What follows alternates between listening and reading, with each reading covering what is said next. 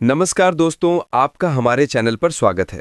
अगर आप 10,000 रुपये पोस्ट ऑफिस में एक साल के लिए एफडी यानी फिक्स डिपॉजिट करते हैं, तो आपको कितना ब्याज मिलेगा और मैच्योरिटी पर आपको कुल कितनी रकम मिलेगी, इसके बारे में इस वीडियो में हम डिटेल में चर्चा करेंगे। इसके लिए वीडियो को आखिर तक जरूर देखिएगा। अगर आप चैनल पर नए हैं तो सब्सक्राइब करके नोटिफिकेशन बेल को ऑन कर लीजिए, ताकि हर नई वीडियो की अपडेट आप तक टाइम पर पहुंचती रहे। दोस्तों, एक सवाल आपके मन में जरूर आ रहा होगा कि जब बैंक में एफडी का ऑप्शन है तो फिर पोस्ट ऑफिस में एफडी क्यों करवाएं?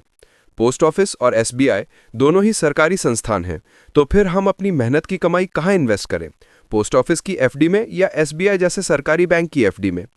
जब बात इन्वेस्टमेंट की आती है तो सबसे पहले मन में क्या ख्याल आता है? भाई, मेरा पैसा सेफ तो रहेगा ना। दोस्तों, पोस्ट ऑफिस की एफडी पर आपको मिलती है सॉवरेन गारंटी। ये सुनने में एक भारी भरकम शब्द लगता है, लेकिन इसका मतलब बहुत ही सिंपल है। आपके पैसे की 100% गारंटी खुद भारत सरकार लेती है।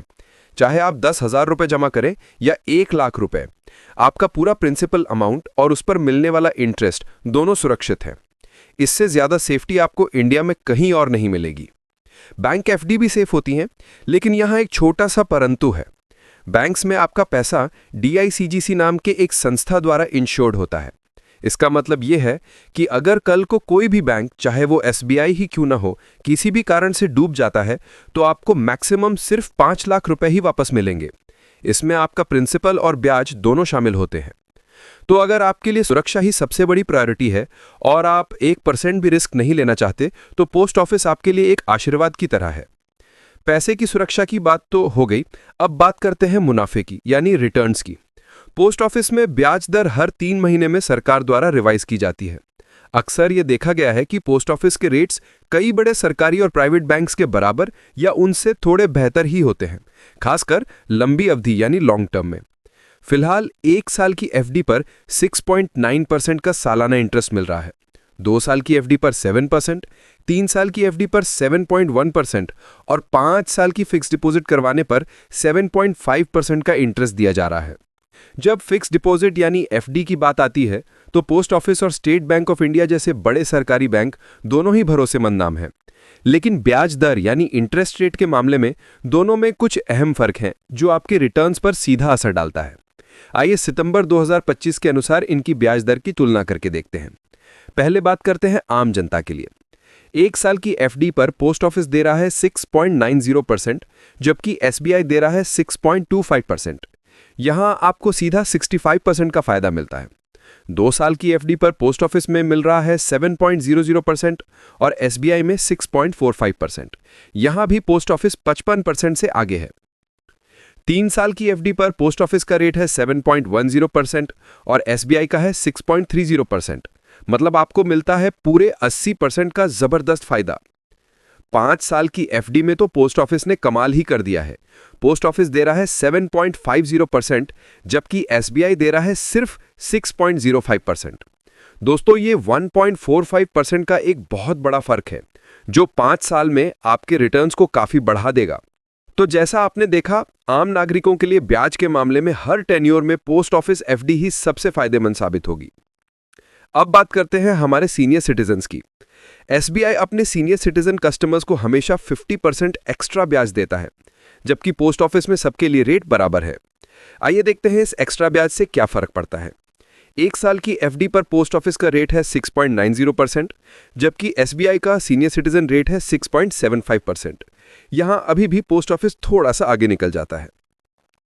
2 साल की एफडी पर पोस्ट ऑफिस में मिल रहे हैं 7.00% और एसबीआई में 6.95%। यहां भी पोस्ट ऑफिस बहुत मामूली फर्क से आगे है। 3 साल की एफडी पर यहां पासा पलट जाता है। पोस्ट ऑफिस का रेट है 7.10%, लेकिन एसबीआई का सीनियर सिटीजन रेट है 7.25%। तो 3 साल के निवेश के लिए एसबीआई बेहतर विकल्प है।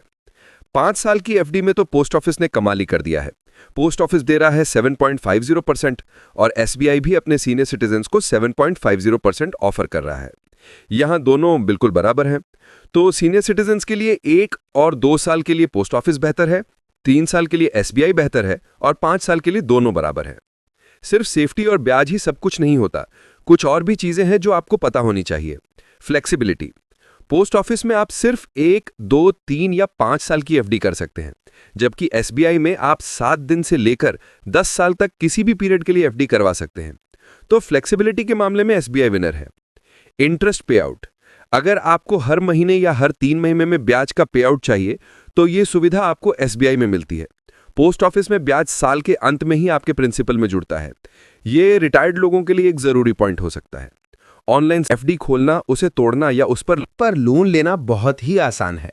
पोस्ट ऑफिस की सुविधाएं भी ऑनलाइन हो रही हैं, लेकिन अभी भी वो एसबीआई जैसी स्मूथ और यूजर फ्रेंडली नहीं है।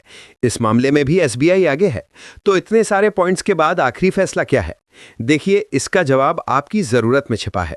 आपको पोस्ट ऑफिस एफडी चुनना चाहिए अगर आपके लिए सुरक्षा ही सबसे ऊपर है और आप 1% भी रिस्क नहीं लेना चाहते। आप एक आम नागरिक हैं क्योंकि आपको हर टेन्योर में बेहतर ब्याज मिलेगा। आपको फ्लेक्सिबिलिटी से ज्यादा स्टेबल और हाई रिटर्न्स चाहिए।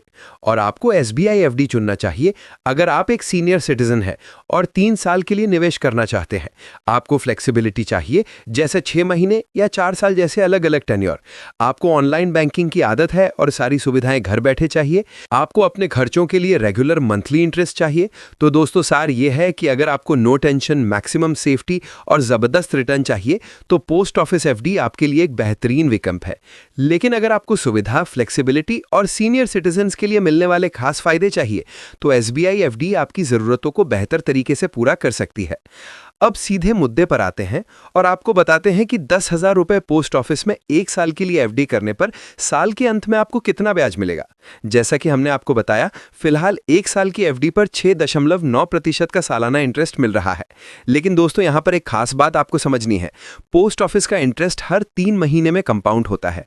इसका मतलब है कि हर 3 महीने में आपका जितना ब्याज बनता है वो आपके प्रिंसिपल अमाउंट के साथ जुड़ जाता है और फिर इस पूरे अमाउंट के ऊपर आपको अगले 3 महीने तक ब्याज मिलता है। इस कंपाउंडिंग की वजह से आपका फाइनल इंटरेस्ट 1 साल में 708 रुपए बनेगा। तो 1 साल के एंड में 10,000 रुपए इन्वेस्ट करने पर आपको 10,708 रुपए मिलेंगे। यहां सबसे जरूरी बात जो ध्यान में रखनी है वो ये है कि एफडी पर मिलने वाला ब्याज टैक्सेबल होता है। ध्यान से सुनिएगा, अगर आपकी उम्र 60 साल से कम है और आपका 1 साल का टोटल इंटरेस्ट 40,000 रुपए से ज्यादा हो जाता है तभी पोस्ट ऑफिस टीडीएस काटेगा। अगर आपकी उम्र 60 साल से ऊपर है तो यह लिमिट 1 लाख रुपए है। लेकिन 10,000 की एफडी पर इतना ब्याज नहीं बनता, इसलिए छोटे इन्वेस्टर्स को इसकी टेंशन लेने की कोई जरूरत नहीं है।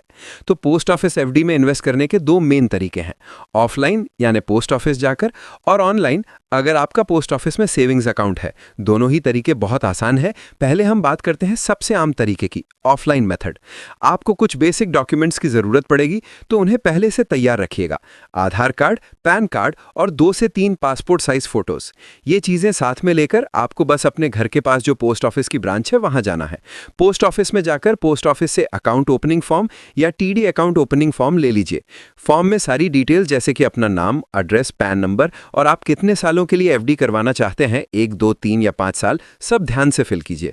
नॉमिनी यानी जिसे आपके बाद एफडी का पैसा मिलेगा की डिटेल्स भी भरना जरूरी है। फॉर्म के साथ अपने डॉक्यूमेंट्स की सेल्फ अटेस्टेड कॉपी जरूर अटैच करें। फॉर्म सबमिट करने के बाद आपको एफडी का अमाउंट जमा करना होगा। आप कैश या चेक के जरिए 10,000 रुपए का पेमेंट कर सकते हैं। सारी फॉर्मेलिटीज पूरी होने के बाद पोस्ट ऑफिस आपको एक पासबुक या एक रिसिप्ट देगा। इसमें आपकी एफडी की सारी डिटेल्स जैसे अकाउंट नंबर, डिपॉजिट अमाउंट और मैच्योरिटी डेट लिखी होगी। इसे संभाल कर जरूर रखिएगा।